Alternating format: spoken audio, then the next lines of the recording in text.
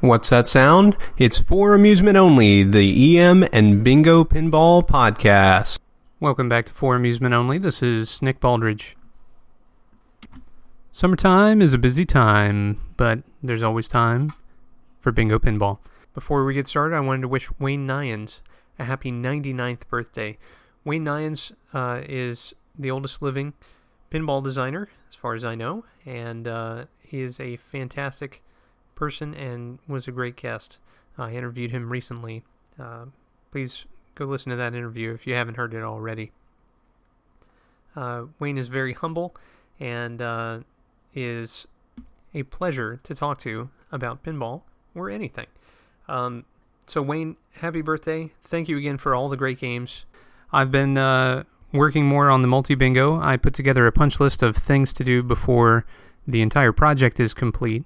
And that list is surprisingly small. I kind of shocked myself with how little there was left to do. Of course, the biggest slug was putting together all the code, which was finished for episode 400. But now I'm going through and doing some refinements, going through and double-checking my portioning. I know I have a couple games that really need attention. And then I'm also going through and cleaning up some code funkiness. And I'll re-push that to the public repository once that's done. But going through, documenting, figuring out what exactly needs to happen and where, and putting together the beginnings of my manual, and taking care of some cosmetic stuff, some of which is really exciting and I have yet to announce, and I'll keep it that way for now. But the other thing that I've been working on that has been consuming some time is working on the upcoming Bingo Row at the York Show. This York Show, I'll be bringing back the multi-bingo and at least one other game from my collection. But you know how it is. If you have the truck with space, you might as well fill it, or you're liable to fill it before you're way back. So, I'll probably end up bringing more than what I'm thinking at the moment. It all depends on how the mood strikes me and if anybody's able to help me this year load up beforehand. Might have to call in some local favors again. But it's all in the name of getting some games out for people to play. A good cause, I think. So, aside from my multi-bingo and my stuff, what else is going to be there? Well, I know Butch and his son Mike are planning to attend, and last year they brought a couple of great, really rare and unusual games to play. Hopefully that trend continues. I haven't checked in with them as to what they're bringing, but I'm hoping that they will bring something. Spoke with Jeffrey Lawton. He's planning to bring a couple of games, and I'll keep the title list close at hand for the moment, but things are looking pretty good, and a mix of games from different eras of Bingo Pinball will be represented. Jim Holder, when last I talked with him, was going to bring a couple of games. Steve Smith, not bringing a game. It's okay. He's bringing a flipper game, and it's a fun game, so that's good too. And then Phil Bogema, who's been on the show, is planning to attend the York Show. John Robinette, whom I met a couple years ago, is going to be attending, and he's planning on bringing at least one game. That should be great. Chad, Len, and another buddy might be bringing some games, so that's super exciting. I'm looking forward to seeing everybody, saying hello, showing off some of the improvements in the multi-bingo from last year, and giving out some giveaways. And speaking of giveaways, I have the giveaways prepared for this year. They're very exciting, and we'll keep it at that for now. So, what else is going on? I have been working on several vintage electronic projects, mostly video game or computer related. Just some fun diversions to share with the kids while it's really hot outside. So in other news, what's going on in the bingo world? Well, I've put together a plan to get some more paperwork in the hands of Phil Hooper, who maintains bingo.cdyn.com. I'm hopeful that with the addition of some of this extra paper, that it'll help other people who are working on their machines, and it'll certainly help me with the multi.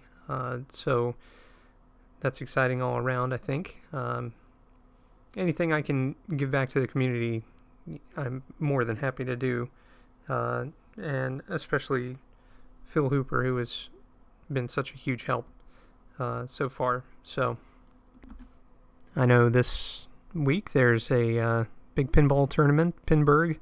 When last I checked, there were no flipperless games of any stripe there, much less bingos, but I do wish all the best to those coming from Richmond and going up there to compete. It should be fun.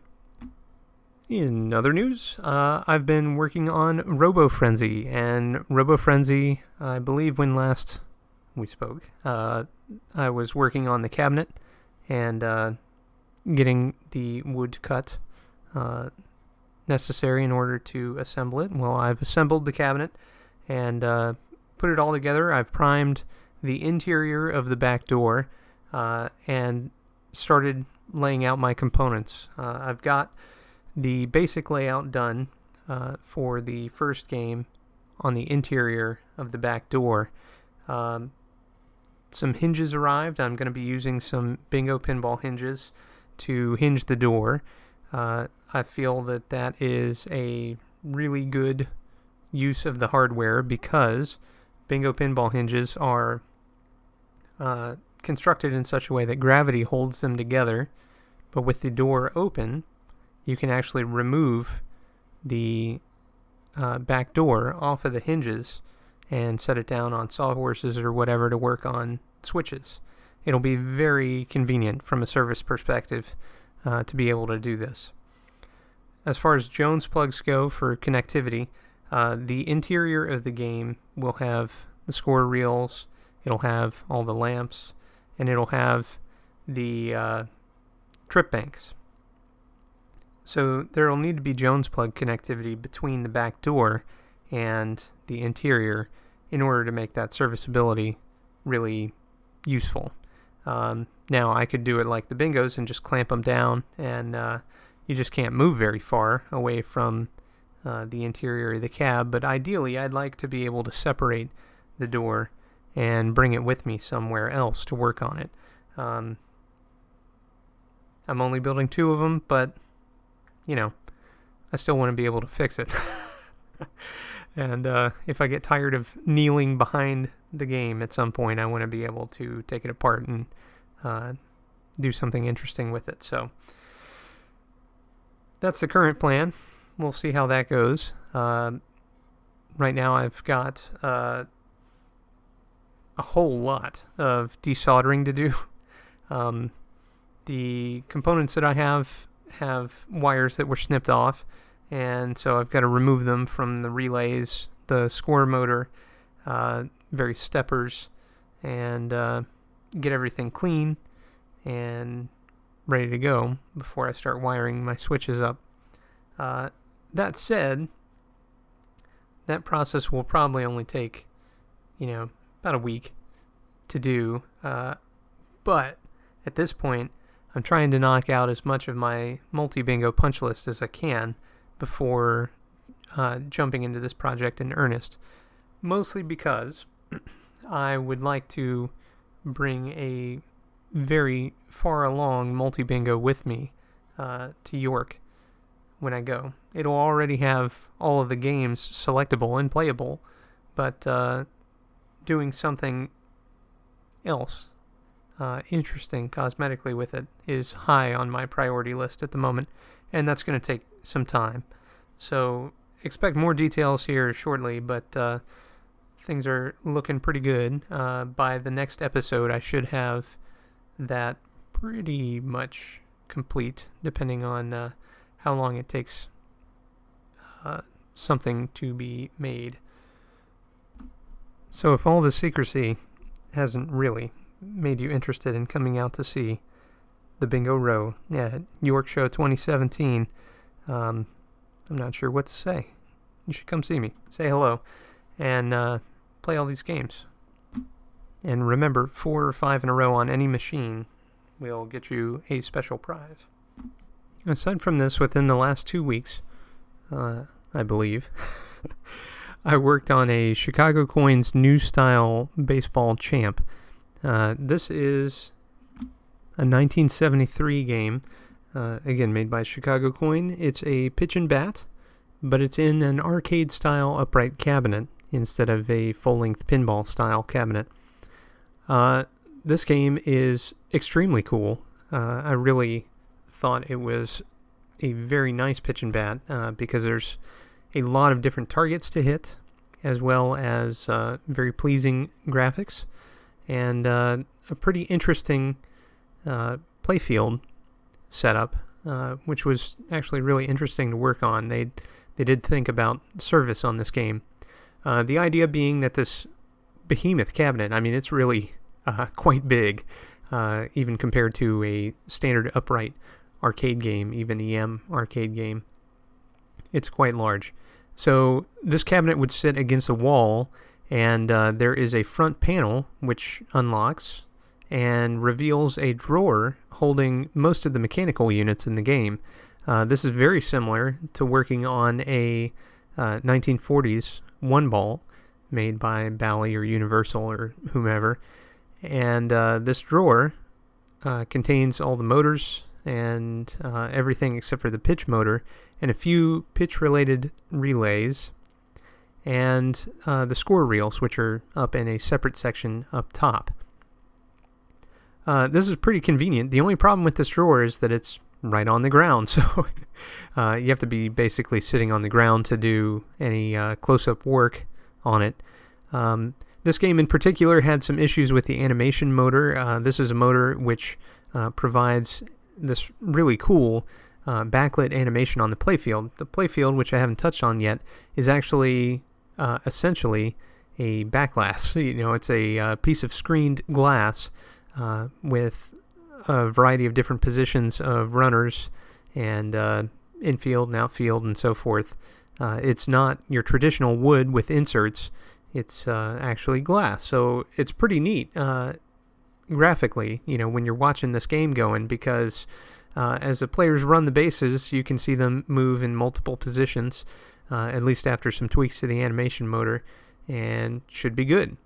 The animation motor is kind of funky. There's a coil which pulls in a wiper for each run that you get. So let's say you get a double.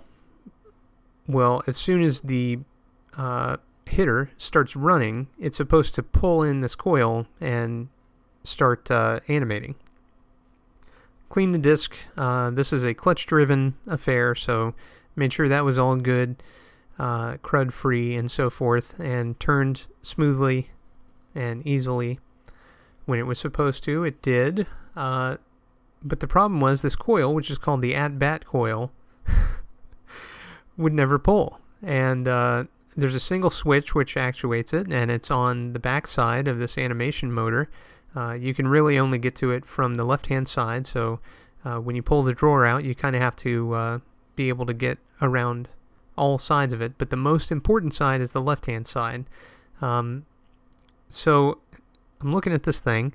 I'm poking switches. I'm trying to make it do what it's supposed to do. It just will not. No matter how much I clean or adjust that switch, it's not working any better. It's working very intermittently. Go through, if I recall correctly on the schematic, each of the base hits is represented with a normally closed switch. So made sure all those were good. Everything's fine. Keep testing it. Nothing. Still not pulling in that coil. Test the coil. The resistance is very low, like alarmingly low, but I wasn't sure what resistance it should be, so that makes a difference. It did have continuity, so there were no breaks in the wire in the coil, but I had just about given up on that problem when all of a sudden it fixed itself.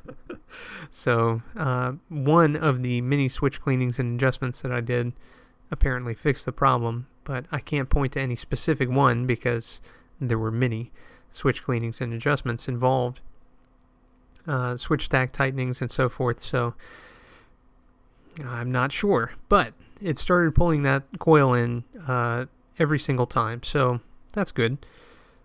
The animation started going, everything's great.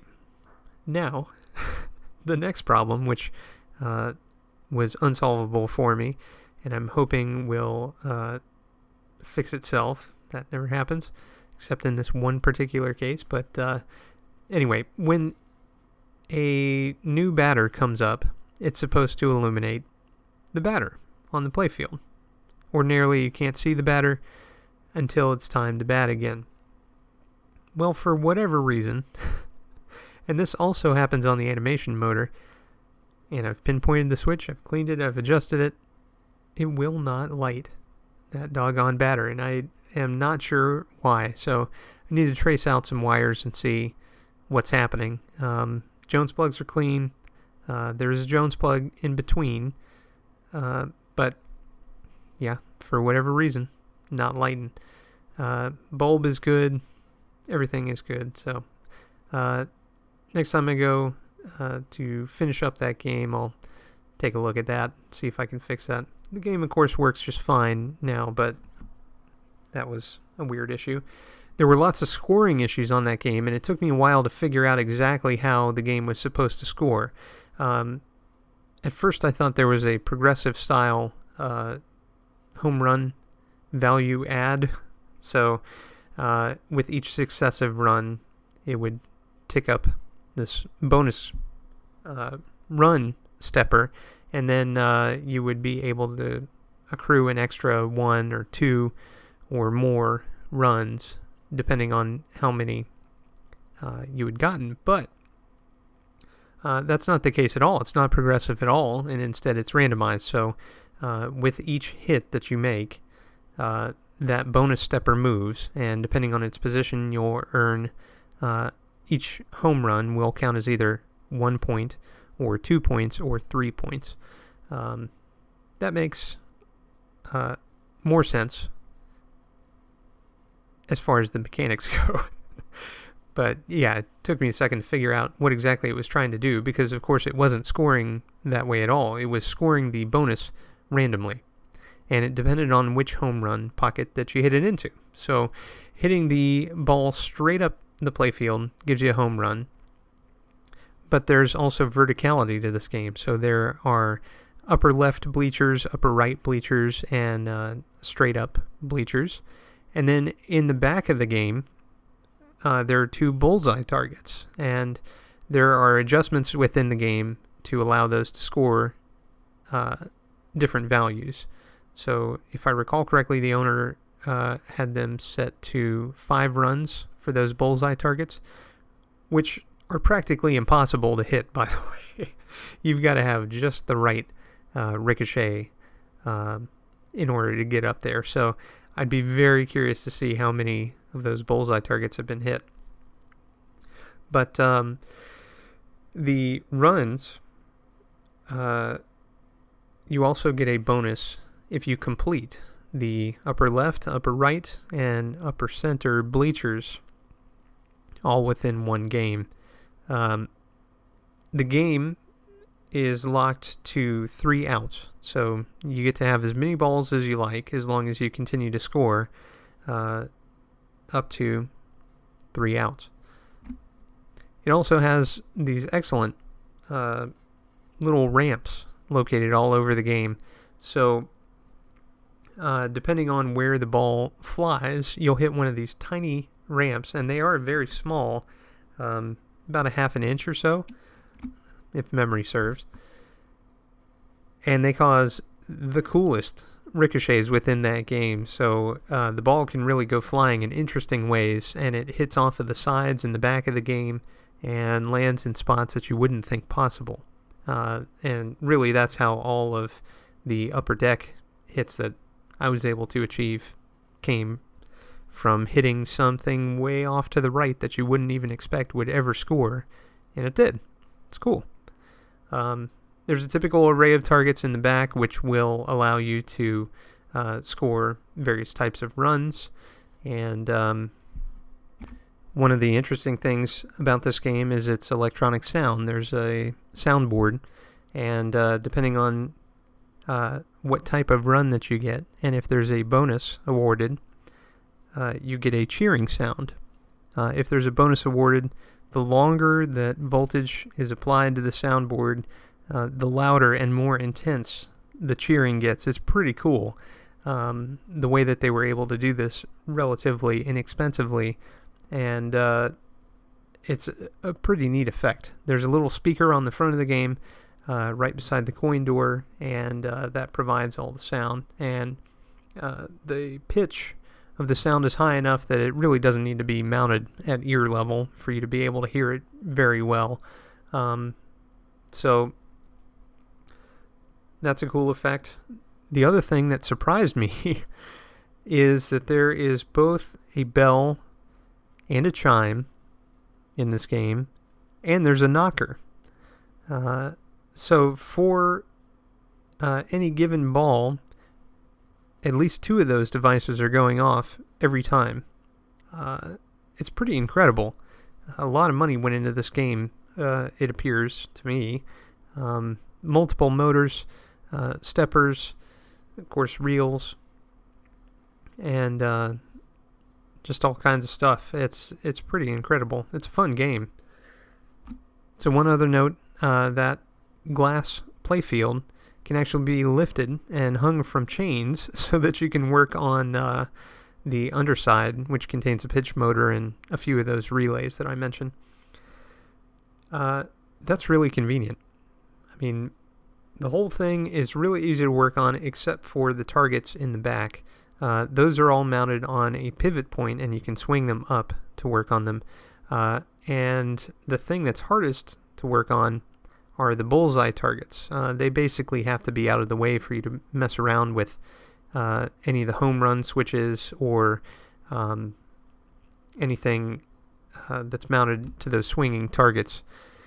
And removing it from the game requires removing 4 bolts that go through the entire side of the game. Just not incredibly easy, but everything else is pretty easy to get to and work on, and the game is even on casters. They really thought of just about any complaint that you might have and addressed it. I think it's a pretty well thought out game from both a design standpoint and a serviceability standpoint. So got the game up and going and scoring correctly, and the only problem that remains is that batter not lighting, at least as far as I recall. So that was fun. And now it's on to the year of Flipperless. And today's game is 1934's Automatic Amusements Action. Now, this game has a really interesting history, and I'm going to go into all of that, but just stick with me here because it's a really cool game. This is an early electromechanical game, and it was designed by Harry Williams, who owned Automatic Amusements. Well, this game Action was designed in 2 different sizes, which was relatively common at the time. There was what they call the senior model, which was a floor-standing, larger model, and then there was a junior model, which was either countertop or just smaller, so that it fit in a different space.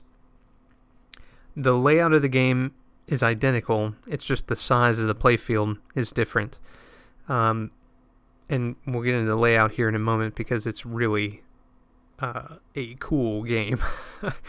But the demand for this game was so great. Automatic Amusements originally contracted with Bally to produce the junior version of the game, and the demand was so great that they ended up moving production of the senior version of the game to Bally as well. So they were getting so many orders for this game that Automatic Amusements wasn't able to keep up. And I don't know the size of Automatic Amusements, but I assume they were relatively small. And the reason they contracted with Bally was for their manufacturing expertise and the size of their company. They were probably more able to produce more of them than Automatic Amusements. And my guess is that the junior model was supposed to be the big seller, and it turned out to be, and also ran along with the senior model. So let's talk about the game itself, because again, this is just a fascinating game from a gameplay perspective. Up at the top, you have a few devices, one of which is the action hole. The action hole, if you land a ball in it, has a diverter underneath, which will shove a ball either to the left or right side. There is a kicker, which will kick it up and out, an up kicker, and fire it along a row of these devices, which divert the ball. And on the right-hand side, there's a set of pins. So the ball moves in what's essentially a chicane lane. So as it's moving along down this path, it'll land in one of the open diverters. And the idea being that there is progressive scoring as you go down, starting at 1,000 near the top, then 2,000 at the middle, and 5,000 at the bottom. So the ball travels down and lands on any open diverter. At that point it stops, and you get those points awarded. This is a cool thing. I don't know if any of you have played the 60s board game Avalanche, but it was played with marbles and utilized a series of diverters which were very similar to these, except they were made of plastic instead of metal. But nevertheless, I played a ton of that Avalanche game with my brother, despite not having instructions for the board game anymore, and being in the pre-internet era, had absolutely no idea how to play, so instead what we would do is make up our own games. What I can tell you is that such a simple device as this diverter actually provides a tremendous amount of amusement. The other thing I can tell you is that every single game is going to be different because of these diverters. It's very clever, very simple mechanically. There's only 2 positions, but it would provide a lot of eye appeal and make you feel like you got a lot for your money, which is a cool thing. Well, below the action hole, which starts all of that, there's a kicker, and it's labeled on the playfield as the bouncer, and essentially it will just fire the ball back up. It's just a kicker, like a one of those kicking targets on those late 80s Gottlieb solid states. That's essentially what it is, and on the playfield there's a graphic of an explosion which is going in every direction basically from that bouncer, but I think it's more likely that it kicked only in one direction forward, and depending on where the ball was touching at the time is where it would shoot from. The IPDB speculates that it might be able to fire it in any angle, but I don't think that's correct just looking at the playfield. But I don't know. I've never seen one of these games in person. It would be interesting to know that for sure. Around the playfield, arrayed around, between pins and so forth, are various scoring pockets, the least of which is 100 points, and the highest of which appears to be 600 points in the main outer area. There's also an inner area toward the center of the playfield, with the lowest scoring pocket being 1,000 and the highest scoring pocket being 3,000. There's also what is known as, I guess you'd call it a cannon, on games like Fleet, But in this game, it will kick the ball back into play if a ball lands within that tunnel. In order to kick the ball, you have to hit the repeat hole, which is underneath the cannon. When you land a ball in the repeat hole, it will fire the ball out of the cannon, and then you have a chance to nudge the game and get it to land in the 3000, hopefully.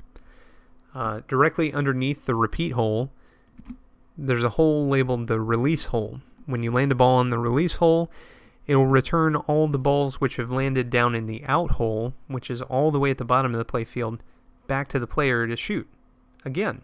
That is a super powerful feature, and it really impresses me that in December of 1934, Harry Williams had designed a game that had this much action. I mean, really, action is a great name for this game because there is a lot going on. So, differences in sizes. I was talking about how the junior model was smaller. It was approximately 40 inches by 20 inches, and Automatic Amusements, making the senior model, that was 46 inches by 22 inches. Beautiful game. I would love to play one of these at some point, if not own one.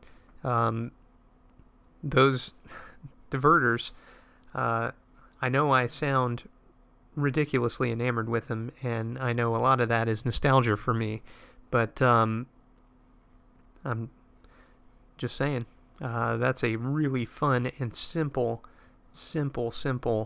creature that is a fantastic idea for a pin game. So that's all for tonight. My name again is Nick Baldridge. You can reach me at foramusementonlypodcast@gmail.com. And you can listen to us on iTunes or Apple Podcasts, Stitcher, Pocket Casts via RSS, on Facebook, on Twitter at Bingo Podcast. You can follow me on Instagram also at Bingo Podcast, or you can listen to me on my website, which is foramusementonly.libsyn.com. Thank you very much for listening, and I'll talk to you next time.